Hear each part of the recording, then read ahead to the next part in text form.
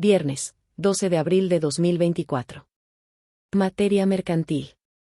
Tesis jurisprudenciales y aisladas. 1 de 1. Registro digital, 202-8586. Tipo, aislada. Intereses moratorios en materia mercantil.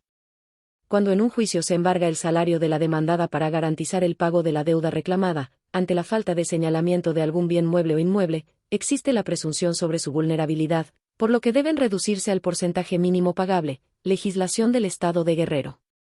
Hechos: en un juicio ejecutivo mercantil el actor reclamó el pago de un título de crédito. La demandada en la diligencia de emplazamiento y embargo reconoció como suya la firma que calza el pagaré, pero dijo que ya había cubierto esa cantidad y solo restaba el pago de algunos intereses. No señaló ningún bien para embargo, por lo que éste se efectuó sobre el salario que tiene como maestra de educación primaria. La autoridad responsable condenó a la demandada al pago de la suerte principal e intereses moratorios. Estos últimos los redujo de conformidad con los parámetros sugeridos por la Suprema Corte de Justicia de la Nación. Criterio jurídico. Este tribunal colegiado de circuito determina que cuando en un juicio ejecutivo mercantil se embarga el salario de la demandada para garantizar el pago de la deuda reclamada, ante la falta de señalamiento de algún bien mueble o inmueble, existe la presunción sobre su vulnerabilidad, por lo que deben reducirse los intereses moratorios al porcentaje mínimo que pueda ser pagable.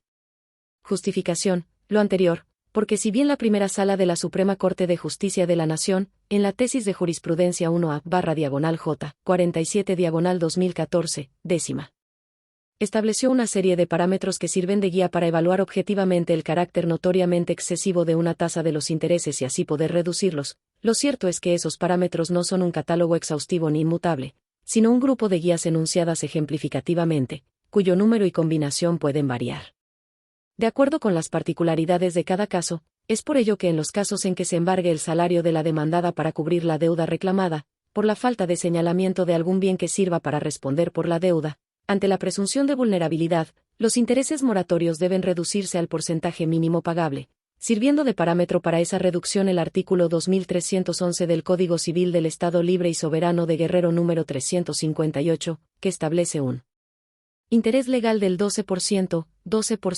anual. Segundo Tribunal Colegiado en Materia Civil y de Trabajo del 21º Circuito.